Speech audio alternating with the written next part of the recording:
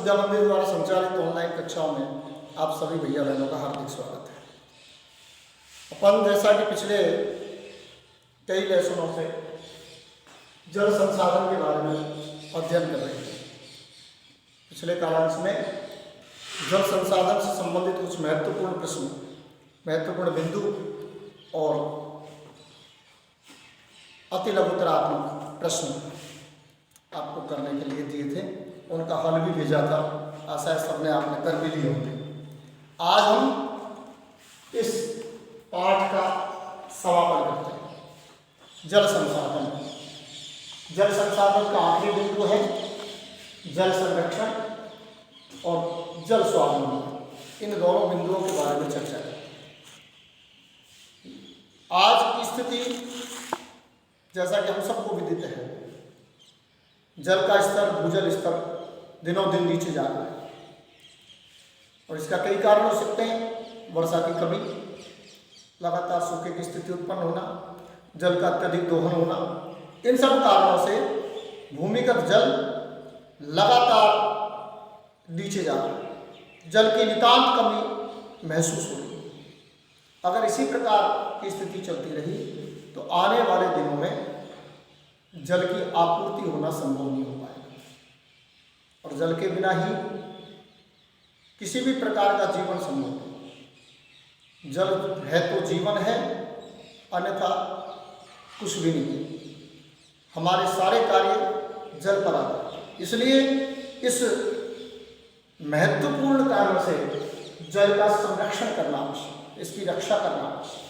जल संरक्षण का सीधा तात्पर्य किसी स्थान पर वर्षा जल का उचित प्रबंधन करना, यानी वर्षा का जो जल आता है, पानी बरसता है वर्षा के दिनों में, भरपूर मात्रा में पानी इधर उधर ले जाता है, जगह जगह चला जाता है और विषम स्थितियां उत्पन्न कर देता है। कहीं बाढ़ की स्थिति उत्पन्न करता है, कहीं संकट की स्थिति उत्पन्न कर देता है और वो व्यर्थ बह करके पानी या तो समुद्रों में चला जाता है या यहीं वहीं बह जाता है और वह उपयोग में नहीं आता। उस वर्षा जल का उचित प्रबंधन करना ही जल संरक्षण, यानी जिस स्थान पर जो वर्षा का जल आए उस स्थान पर उस वर्षा जल का पूरा तरह से संरक्षण कर लिया जाए, उसको रक्षित करके रखा जाए, तो ये जल संरक्षण हो जाता है। और जब रक्षित जल जो हो जाता है हमारे पास इकट्ठा हो जाता है, संरक्षित जल को बाद में जब वर्षा नहीं होती और वर्षा काल के बाद जल की आवश्यकता पड़ती है तो विविध कार्यों में हम उसका उपयोग ले सकते हैं। चाहे सिंचाई के काम में ले सकते हैं, चाहे पीने के काम में ले सकते हैं। पश्चिमी राजस्थान जैसी स्थिति में तो वर्षा का जल ही वर्षा के दिनों में इकट्ठा किया जाता है और उसे पीने के काम में लिया जाता है। तो पीने के उपयोग में भी हम इस जल को ले सकते हैं। और यह आज की परंपरा नहीं है, पुराने समय से चली आ रही परंपरा है जल संरक्षण की। लेकिन बीच में जल संरक्षण के विभिन्न उपायों को करना लोगों ने बंद कर दिया और इस कारण ये जल का संकट आज उत्पन्न हो रहा है। कौटिल्य के अर्थशास्त्र में भी जल संरक्षण के बारे में लिखा है और इसी बात को ध्यान में रखते हुए चंद्रगुप्त मौर्य ने, सम्राट चंद्रगुप्त मौर्य ने भी झील बनवाई थी, सुदर्शन झील, जिससे वहां के आसपास का पानी उस झील में इकट्ठा किया जा सके और वह झील का पानी बाद में उपयोग किया जा सके। इसी कारण से इसका निर्माण हुआ। और राजस्थान में तो ये परंपरागत कार्य रहा जल संरक्षण, क्योंकि हमेशा से ही अकाल और सूखे की स्थिति रहती थी। अकाल और सूखा राजस्थान के हिस्से में था, इसलिए इस अकाल और सूखे की स्थिति से निपटने के लिए प्रारंभ से ही हमारे यहाँ जल संरक्षण हेतु विभिन्न प्रकार के उपाय किए जाते हैं। जल संरक्षण के लिए विभिन्न तरीके काम में लिए जाते हैं। राजस्थान में जल संरक्षण के रूप जो विविध हैं उन रूपों के बारे में हम समझने का प्रयत्न करते हैं। इनमें है बावड़ी। बावड़ी चार कोण चौकोर भी होती है, गोल भी होती है, कुछ वर्तुलाकार की भी होती है। फिर बावड़ियों को विशाल अहाते में बनाया जाता है। वर्षा का जल जब इकट्ठा होता है तो उसके लिए पक्के मार्ग बनाए जाते हैं, उसमें होकर बहकर पानी उसके अंदर जाता है। ऊपर से नीचे तक सीढ़ियां लगी होती हैं जिससे उसमें आसानी से जाया जा सके। चारों तरफ देवी देवताओं की मूर्तियां लगाई जाती हैं, तरह तरह की आकृतियां बनाई जाती हैं। तो इस प्रकार की बावड़ी हमारे देश में संचालित हैं, राजस्थान में संचालित हैं, जिनमें वर्षा के जल को संरक्षित किया जाता है।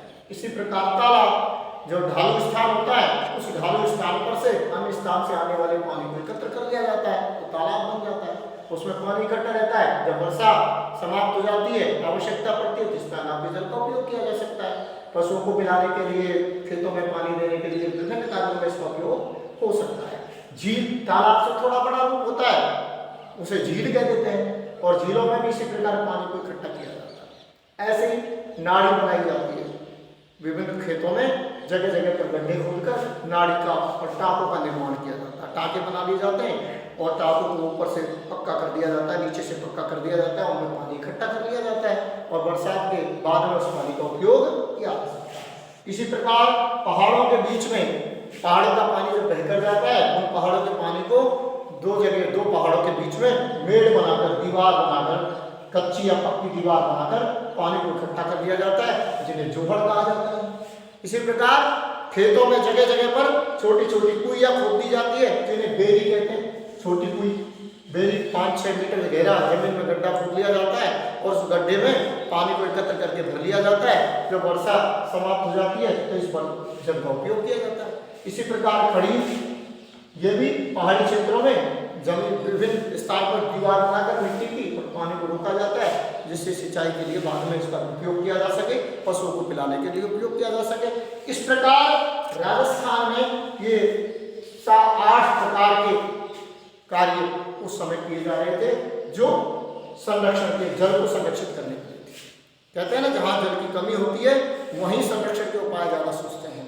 राजस्थान में इसको अपनाया गया था, लेकिन धीरे धीरे जमीन में नई प्रक्रिया आई, जमीन में गहराई तक गड्ढे खोदे जाने लगे, गहराई तक बोरिंग की जाने लगी, पानी निकाला जाने लगा, पानी का उपयोग होने लगा, तो इन सब का संरक्षण करना लोगों ने बंद कर दिया और संरक्षण करने के कारण ये नष्ट होते चले गए, मिटते चले गए और ये जल की विकट समस्या आज उत्पन्न होने लगी। तो फिर से इन सब को वापस पुनर्जीवित करने के लिए सरकार ने जल स्वावलंबन का एक कार्यक्रम अपने हाथ में लिया। पूरे विश्व देश में जल संकट का समाधान करने के लिए भारत सरकार ने एक योजना बनाई, जल क्रांति अभियान। इस नाम से एक अभियान बनाया, अलग से जल मंत्रालय बनाया, जल क्रांति मंत्रालय बनाया और जल क्रांति मंत्रालय इस जल की समस्या को दूर करने के लिए ये काम करता है।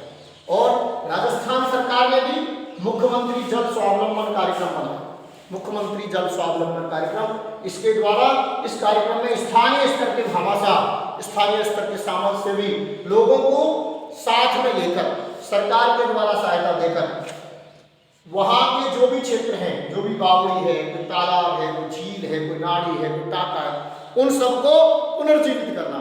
जो बंद हो चुके थे, भर चुके थे, उनको खोदना, उनकी सफाई करना, उनकी व्यवस्था करना, ये सब भामाशाहों की मदद से, स्थानीय लोगों की मदद से करके उस में वापस जल आपूर्ति को करना, जिससे वर्षा का जल वापस उसमें संग्रहित किया जा सके और अपने क्षेत्र को जल की दृष्टि से स्वावलंबी बनाया जा सके। अर्थात हम अपने क्षेत्र में जल की पूर्ति स्वयं कर सके, कहीं से लाने की आवश्यकता नहीं पड़े।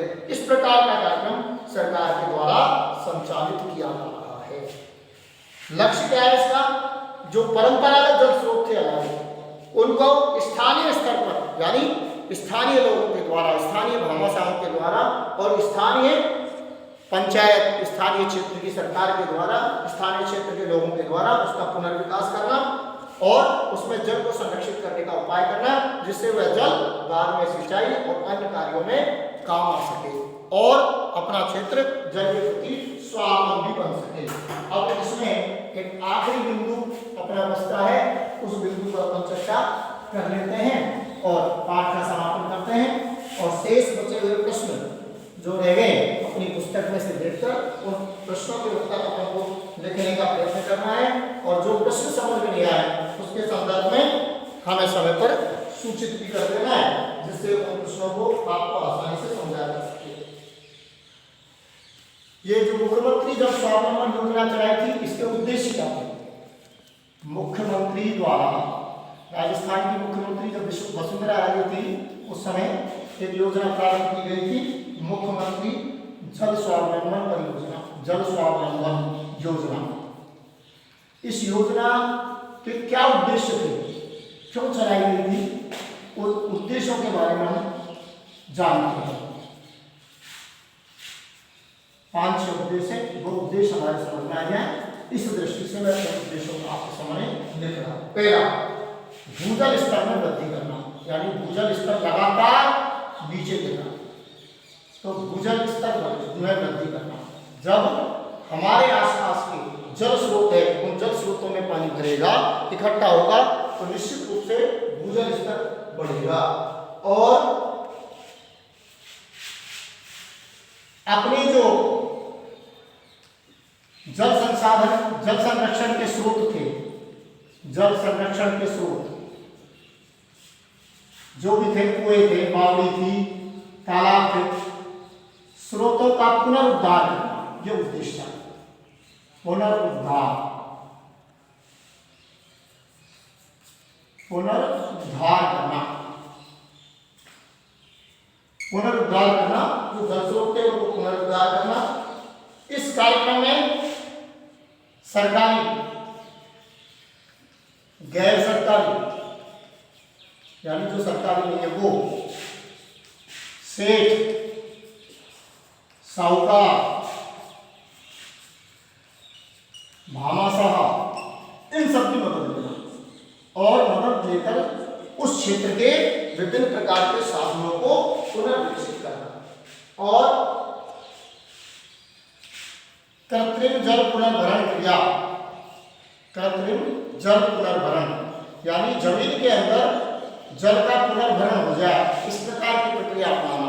यानी वर्षा, छत का जो पानी है, उस छत का पानी वैसे बहता है, उसको पाइपों के माध्यम से जोड़ना, नीचे बड़े बड़े टाँके बनाना घरों में, और उसके माध्यम से वर्षा जल को जमीन के अंदर भेजना, जिससे कृत्रिम जल के द्वारा जमीन के जल का पुनर्भरण हो जाए। और उन्नत तकनीक को बढ़ावा देना और जल स्रोतों के प्रति लोगों में, जल स्रोत यानी झरने, कुएं, बावड़ियां, जल स्रोतों के प्रति लोगों के मन में आदर भाव यानी जागरूकता, जल स्रोतों के प्रति जागरूकता उत्पन्न करना, लोग जागरूक बने, जिससे उनमें कचरा इत्यादि न डाले, उनकी समय समय पर सफाई करते रहे, जिससे उन जल स्रोतों में पानी लगातार आता रहे और जल की कमी से जूझना न पड़े। इस योजना की अवधि रखी थी 4 साल में, यानी सरकार ने उस समय 4 साल में 21,000 गांवों में, 21,000 गांव में यह योजना संचालित की गई थी। और इसके बाद ये लक्ष्य रखा गया था, यहाँ ये योजना सफल होने पर अन्य गांवों में इस योजना को बढ़ाया जाएगा।